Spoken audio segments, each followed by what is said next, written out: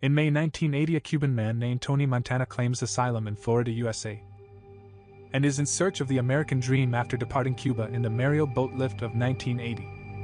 When questioned by three tough-talking INS officials, they notice a tattoo on Tony's left hand of a black heart with a pitchfork through it, which identifies him as a hitman, and detain him in a camp called Freedom Town with other Cubans, including Tony's best friend and former Cuban Army buddy Manolo Manny Ray Ribiera, under the local I-95 expressway while the government evaluates their visa petitions. After 30 days of governmental dithering and camp rumors, Manny receives an offer from the Cuban Mafia which he quickly relays to Tony. If they kill Emilio Ribenga, a former aide to Fidel Castro who is now detained in Freedom Town, they will receive green cards. Tony agrees and kills Ribenga during a riot at Freedom Town. After getting their green cards, Tony Montana and Manny Ray find work as dishwashers in a corner sandwich taco shop. Some weeks later, a Lopez henchman and underboss Omar Suarez, the man who contacted Manny for the Ribenga hit job, offers Tony and Manny a low-risk job of unloading marijuana from a boat from Mexico to arrive in Miami the following night for $500 each. Tony insults Suarez by turning down the job over the little money they will receive and demands at least $1,000 for the work. After an altercation, Suarez sets Tony up on another job to purchase 2 kilograms of cocaine worth around $25,000 apiece from a Colombian dealer named Hector the Toad, a medium to high-risk job for which Tony and Manny will receive $5,000 for their work. That weekend, Tony, Manny, and 2 other Marielitos and his crew whom they met in Freedom Town, Angel Fernandez and Chichi, then set out to meet Hector the Toad at a seedy motel on the boulevard in Miami Beach. While Manny and Chichi wait in the car on the street, Tony and Angel go up to the hotel room to meet with Hector. The meeting does not go smoothly as Tony grows irritated with Hector, who is slow to give him the cocaine in exchange for money. Suddenly, Tony and Angel are double-crossed by the Colombian. It becomes apparent that Hector does not intend to sell Tony the cocaine he has. He only wants to steal the money Tony has been given to purchase the product. To convince Tony to give over the cash, Hector dismembers Angel in a shower stall with a chainsaw. After Angel is dead, Tony, about to suffer the same fate, is saved by Chi-Chi and Manny, who arrive in the nick of time to gun down Hector's henchmen. Manny receives a minor bullet wound in his shoulder when his Uzi submachine gun jams. Hector escapes, but Tony vengefully confronts him in the street and shoots him dead in the middle of the crowded Ocean Drive. Tony and his crew then get away with both the cocaine and the money before the police arrive. The following night, Tony and Manny meet Frank Lopez at his house for the first time, where Tony impresses Lopez with not only the return of his cash but with a gift of the cocaine, a prize from the botched ripoff. Frank immediately hires Tony and his crew into his criminal hierarchy, a representative of a Cuban mafia. But during this initial get-together, Tony also meets Lopez's lady, the blonde and beautiful Elvira Hancock, who will eventually become the source of tension between the two men, taking Tony and Manny out to a local nightclub called the Babylon Club, where Frank frequently attends. Tony and Manny see firsthand the high standard of living they have come to acquire, though Frank actually warns against these excesses.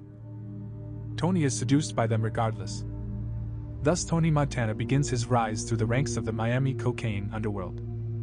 After 3 months, Tony has advanced in the ranks in Frank's cartel from drug runner and purchaser to a trusted lieutenant along with Manny. They work low-risk jobs such as being Frank's bodyguards and messengers. Tony continues to grow more attracted to Elvira as he helps her purchase a new Cadillac vehicle for herself and casually flirts with her privately. Elvira enjoys the attention but still seems to think of Tony as a low-level hood. Tony attempts to make amends by meeting with his estranged family. It is implied that Tony's father, a former U.S. Navy sailor, abandoned the family when Tony was little. Since then, his mother and younger 19-year-old sister Gina have been living in Miami. Tony shows up at his mother's and Gina's house one evening fashionably dressed and offers them $1,000 in cash for financial support. Gina is overjoyed to see her older brother, whom they have not seen for 5 years. However, Tony's mother has only scorn for him since he turned his back on them many years ago for the quick and easy life of crime back in Cuba and wants nothing to do with him. She is too full of pride to accept his money despite being financially stricken. But Gina, who idolizes her brother, follows him outside where he slips her the money secretly. Gina tells Tony that she wants in on the flashy life that he has going for him. Tony's love for Gina is clearly genuine, for she's the only person that he trusts, and is also obsessively protective of her. Afterward, Manny makes a comment to Tony about how attractive Gina is, but Tony angrily warns him to stay away from her.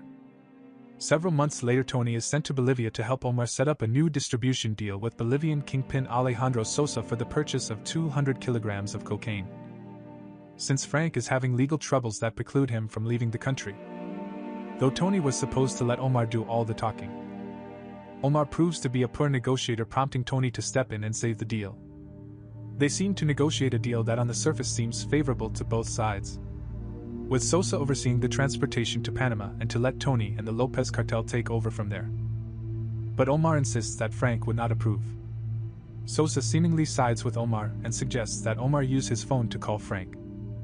A few minutes later, Sosa hands Tony binoculars, and he sees two menacing assassins, Alberto the Shadow and the Skull, execute Omar by hanging him by the neck from an airborne helicopter. Sosa reveals that Alberto recognized Omar as once being an informant for the police several years ago when he worked in New York City, and Sosa has a zero tolerance for disloyalty. Tony insists that he never goes back on his word and that he never trusted Omar. Believing that Tony is trustworthy, Sosa agrees to bring Tony on board with him as his North American distributor of cocaine and other drugs. But upon their agreement, Sosa sternly warns Tony never to betray or double-cross him in any way.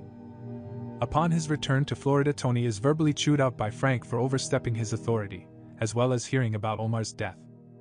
Tony explains to Frank that for a price of $18 million to pay Sosa for the manufacturing and transportation costs, they will receive 2,000 kilograms of cocaine from Bolivia for nationwide sale and distribution, which will earn them $75 million over a period of 1 year. After this incident, Tony then seeks out Elvira, to whom he makes an unexpected marriage proposal. She is shaken but agrees to think about it. Frank Lopez is none too happy when he hears about it and decides to take out Tony. At the Babylon nightclub that evening, Tony is approached and shaken down by a Miami police detective named Mel Bernstein. He proposes to tax Tony on his transactions in return for police protection and information. Tony is distracted by the sight of Gina dancing with a local drug dealer.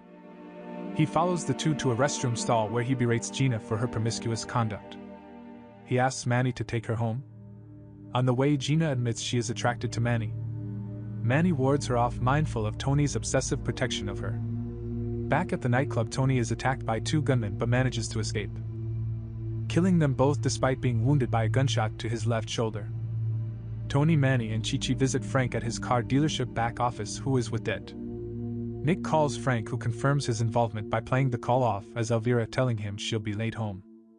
When it becomes apparent that Bernstein will not help him, Frank begs for Tony's forgiveness, saying that he can have Elvira and $10 million in exchange for sparing his life. Tony will have none of it, and Manny coldly executes Frank. Bernstein insists that he could be a valuable ally for Tony, but Tony disagrees and kills him too. Tony, Manny, and Chichi then look upon the late Frank's personal bodyguard Ernie and offer him a choice of being killed or work for them. Ernie naturally agrees to work for Tony.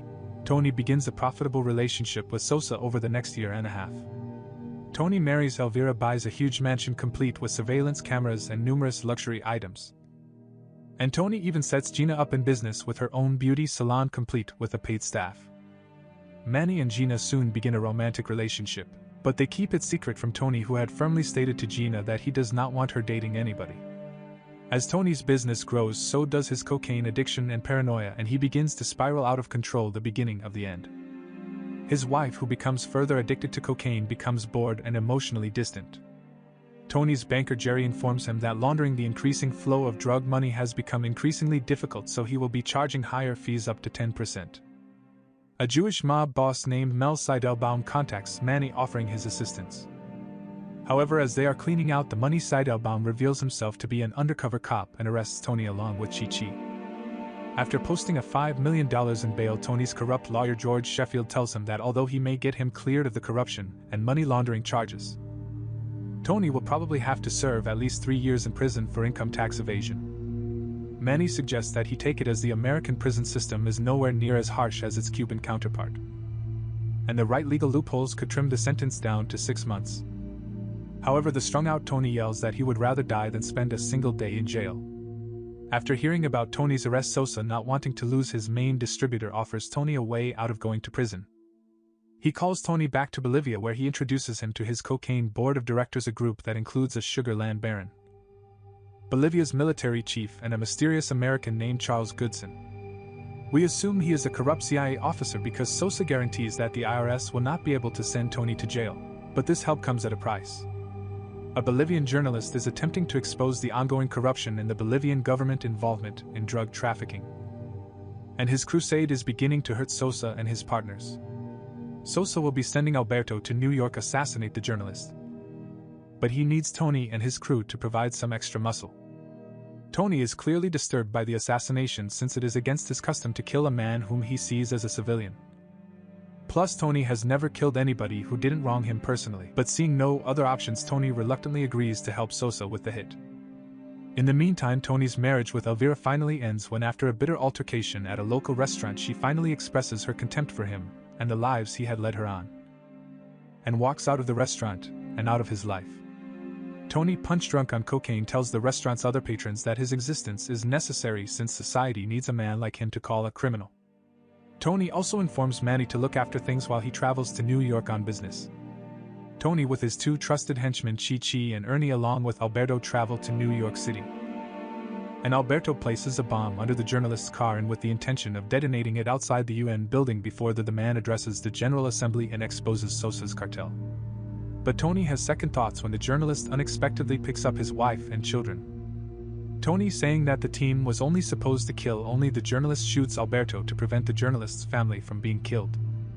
When authorities later discover the unexploded bomb underneath the journalist's car, they realize that an execution had been planned and increased the amount of security protecting the journalist. Sosa is now the primary suspect, and Sosa vows to get even with Tony. Returning to Miami, Tony discovers that Gina and Manny have disappeared. Tony visits his mother again, where she angrily tells him about Gina's descent into an immoral life and accuses him of corrupting her with his flashy lifestyle. After getting Gina's home address from Mother, Tony goes to the house in nearby Palm Grove. Much to Tony's surprise, Manny unexpectedly opens the door in his bathrobe. Tony then sees Gina in a nightgown at the top of the stairs. Enraged that another man has obviously slept with his sister, Tony shoots Manny dead. Hysterical, Gina reveals to Tony that they had just been married and were going to surprise him. Tony, riddled with guilt, has Gina taken back to his mansion. In revenge for Tony's failure to kill the journalist who has now exposed Sosa and his partners to the world as drug lords, Sosa sends a Latino mercenary hit squad to Tony's mansion to kill him that evening. Sitting at his desk snorting from an enormous pile of cocaine, Tony realizes and regrets what he has done to his best friend. He takes a call from Sosa and berates him, telling him he's prepared for whatever Sosa can throw at him. When Tony is contemplating his actions, Sosa's mercenaries breach the main gate at Tony's estate and quietly begin to kill all the guards around the mansion. At the same time, a distraught Gina, wearing only an unbuttoned sleep shirt and armed with a revolver. She now realizes that Tony loves her in an unnatural way and demands at gunpoint that he make love to her. A Sosa assassin hiding on the balcony, thinking Gina is shooting at him, leaps in and riddles her with bullets. An enraged Tony throws the man off the balcony and kills him with his submachine gun, creating a storm of chaos at the mansion. At this point, the mercenaries, robbed of the element of surprise by the gunshots, swarm in to attack Tony's mansion from all directions.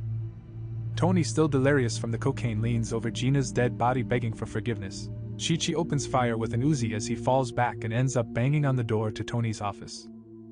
Unfortunately, Tony does not seem to hear him. Chi-Chi is shot in the back and Tony sees it on the security cameras. As the hitmen prepare to storm into his office, Tony finally snaps out of his drug-induced state, arms himself with an assault rifle with an undermounted grenade launcher, and blows down the door. A huge climatic gun battle begins as Tony takes position atop the grand staircase and guns down dozens of Sosa's men who try to storm the balcony. Tony is hit a number of times by return fire, but he keeps shooting.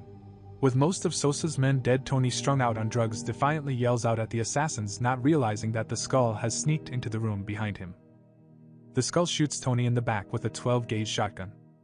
Tony falls off the balcony and into a reflecting pool at the base of the grand staircase. In the final shot, as the skull and the few surviving assassins look on, Tony Montana lies dead face down in the bloody reflecting pool, which is located below a large brass globe that says "The world is yours."